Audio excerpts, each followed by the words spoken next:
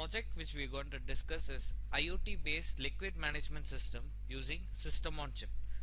We'll be discussing about why this liquid management system is essential and how Texas Instruments low cost solutions will be provide a feasible solution for this.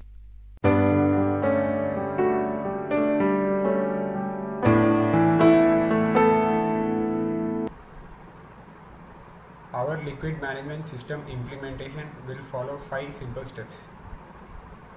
We will explain what is a liquid management system, what is BTU measurement and its significance, and the implementation of BTU measurement implementation with our system, data logging using the EZ430 module, EZ430 RF2500 module, and Tembo based IoT solution. So, why liquid management system? The task of monitoring and controlling a system, especially a liquid flow system, is a complex task considering the amount of parameters to be monitored, such as temperature, flow, pressure, etc. This project aims at creating an Internet of Things based solution to solve the problem using a Tembo based interface instead of a traditional SCADA.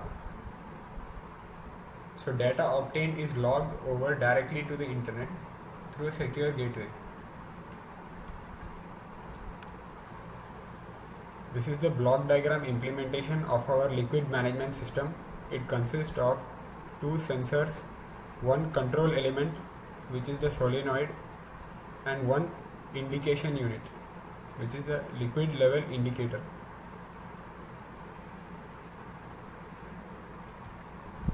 What is BTU? A BTU is the amount of heat required to increase the temperature of a pint of water which weighs exactly 16 ounces by 1 degree Fahrenheit. BTUs are measurements of energy consumption, British thermal unit. Now, what is the significance of BTU?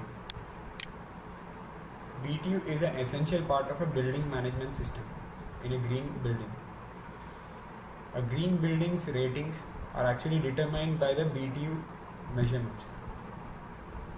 HVAC systems efficiency can be graded using the BTU it generates. Waste heat recovery units can also be built around the liquid management system using BTU measurement. BTU measurement principle is simple. The difference in temperature between the supply line and the return line and the product of the difference with the flow rate into a liquid constant gives the number of BTU generated by the system. So our liquid management system will attempt to exploit this feature in order to obtain an accurate BTU measurement. So this is the BTU relation with temperature and flow. For water, its flow rate into the temperature leaving the LMS minus the temperature entering the LMS into the liquid constant.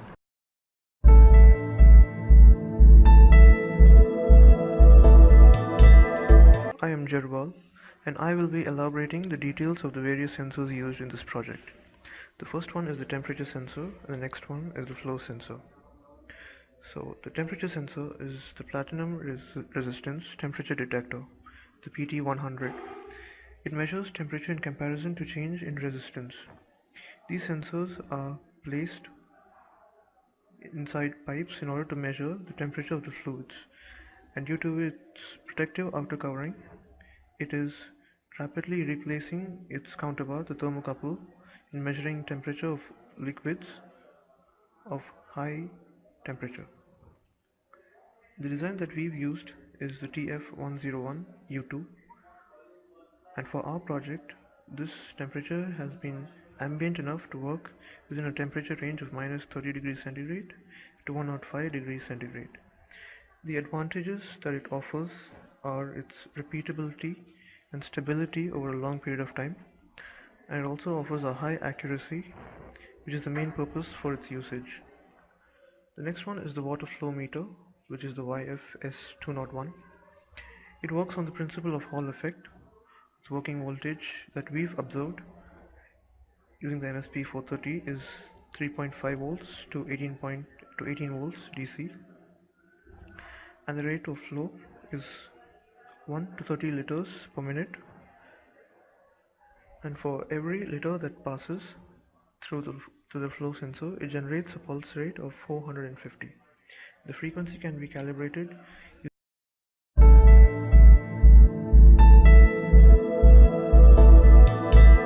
We'll discuss about how the project is implemented in real time using hardware. We'll discuss about each and every component whichever we use for just real time application. Let's get started. This is the major board what we are using. The major part which lies here is these two and this one also. It looks a small thing. As such, like we in our project, we have not used anything very big stuff like very big LCD displays and all. It's very simple. Only few devices which are available in TI. We purchased it and then we did the project. The main motive of our project is reducing the cost, reducing the size, basically reducing the loss, reducing the cost and reducing the complexity. So just by using smaller components, we are able to get this small devices are capable enough to control a real-time non-linear process. That's what we are going to implement it today. Let's see in each and individual components. This is the CC3200 Wi-Fi module, and this is the MSP430 device. I'll tell you why we are going for this MSP430 device. And these are the two EZ430 communication devices. This is the A3 device, this is the access point device, and this is the end device. Like end device which is connected to all the sensors. Main thing why we went for this MSP430 is that using this EZ430 we can easily build a WSN network, that is a wireless sensor network. Just for this wireless sensor network we use for the MSP430. Like we have connected one TX of this access point to MSP430, like to an UART. Likewise, several number of EZ430s can be connected here and can be monitored. That is the main reason why we went for the MSP430 part here. And these are the small peripherals, like 12 volt supply, 5 volt for connecting to relay, and this is a 12 volt relay board. And this is the solenoid valve, and this is the flow sensor, and this is the PT100.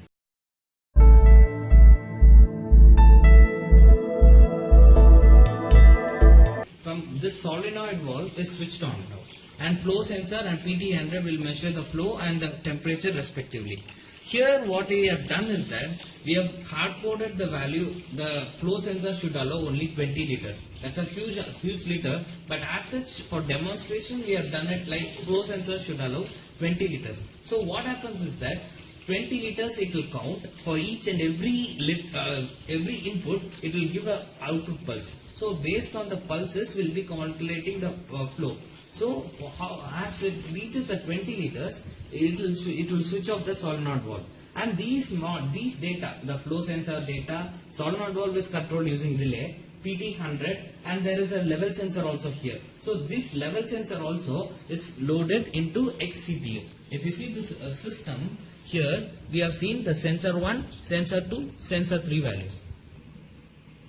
Now if you see the hard-coded value whichever we give it has reached. So what happens is that the solenoid valve switches off and flow sensor and PT100 values are just displayed in XCTU. If you see the outlet is just only few droplets are there, that is because of the flow sensor. It will not immediately switch off, so it will take some time for the remaining liquid to flow out. So flow sensor, PT100 values will send out this data. If you see the sensor values, as such, what happens is that sensor values as such, if the values are coming, then it will be varying. Now, since no value is there, it is just showing the 5 volt, that is 1023. How I have coded is that, it is like it is ADC value. We have transformed these values whichever are shown are this ADC values. The 1023 belongs to 3.3 volts. So how we have done is that as the voltage comes in, this value reduces. So that's why the previous XCTU terminal we saw some 500, 600 and all. And these values, how we are going to do it in IoT. That is the main topic.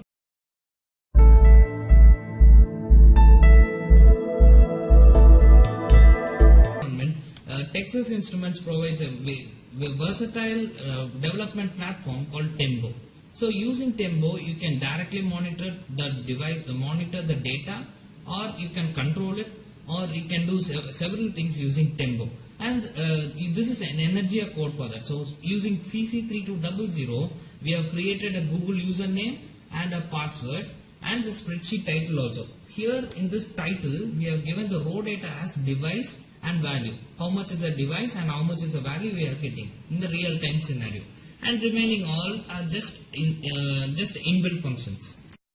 The Tembo values, whichever I was telling about the logging part, like in the Energia code, these logs I have already made a document and downloaded it from the Google Docs. So if you see the same thing, whichever we got in the XCTU, sensor 1, sensor 2, sensor 3, the same way it is getting all this done. I told you about the 657, 789. As such, if the node data is coming, it is 1023. As the input comes in, this value reduces. So based on these values, we can calibrate it. These values can be taken using any software and be used for creating a GUI also. So it is a multi-purpose data logging.